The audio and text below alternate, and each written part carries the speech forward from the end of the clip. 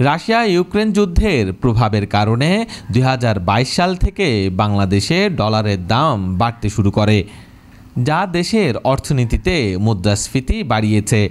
ডলারের সরবরাহ ও চাহিদার বড় ঘাটতি দেখা দেওয়ায় প্রতি ডলারের দাম ৮৫ টাকা থেকে বেড়ে ১২২ টাকায় পৌঁছায়।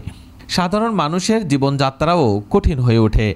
বাংলাদেশ ব্যাংক রিজার্ভ থেকে প্রচুর ডলার বিক্রি করেও দাম নিয়ন্ত্রণে আনতে পারেনি। তবে সাম্প্রতিক সময়ে সরকার অর্থ পাচার রোধে কঠোর পদক্ষেপ নেওয়ায় প্রবাসী আয় এবং রপ্তানি আয় দুটোই বেড়েছে। ফলে বাজারে ডলারের সরবরাহ বৃদ্ধি পেয়েছে। সাধারণত এমন পরিস্থিতিতে ডলারের দাম কমার কথা, কিন্তু বাংলাদেশ ব্যাংক বর্তমানে ডলার কিনে দাম স্থিতিশীল রাখার চেষ্টা করছে। এর ফলে একদিকে বৈদেশিক মুদ্রার রিজার্ভ বাড়ছে, অন্যদিকে ডলারের দামও ১২০ টাকার উপরে রয়েছে। বাংলাদেশ ব্যাংক এখন প্রতিদিন বাণিজ্য সম্পর্কযুক্ত দেশগুলোর মুদ্রার গতিবিধি এবং দেশের বাজারে ডলারের সরবরাহ ও চাহিদা নিবিড়ভাবে পর্যবেক্ষণ করছে।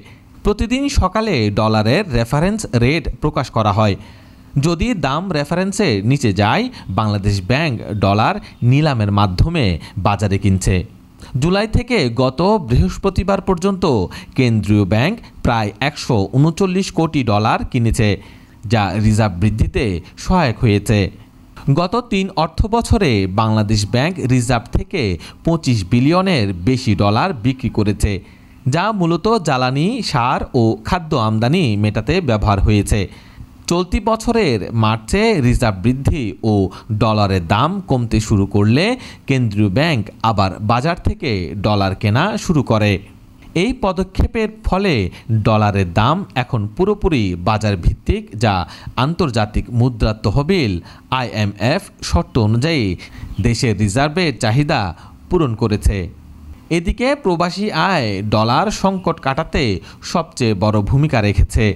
২০২৪-২৫ অর্থ বছরে দেশে প্রবাসী আয় ৩০.৩২ বিলিয়ন ডলার, যা আগের বছরের তুলনায় ২৭% বেশি। চলতি অর্থ বছরের জুলাই-আগস্টে প্রবাসী আয় প্রায় ৫ কোটি ডলার, আগের বছরের তুলনায় ১৮.৪১% বেশি।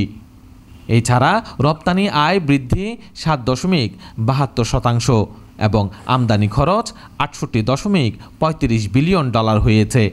বাংলাদেশ ব্যাংকের কর্মকর্তারা বলছেন, যদি তারা বাজার থেকে ডলার না কিনত, ডলারের দাম ১২০ টাকার নিচে নেমে যেত, যা রপ্তানি ও প্রবাসী আয়ের প্রবৃদ্ধি বাধাগ্রস্ত করতে পারত। বাজারে সরবরাহ বেশি থাকলেও ডলার কেনা অব্যাহত রাখা হয়েছে, যাতে রিজার্ভ বাড়ে এবং বাজার স্থিতিশীল থাকে।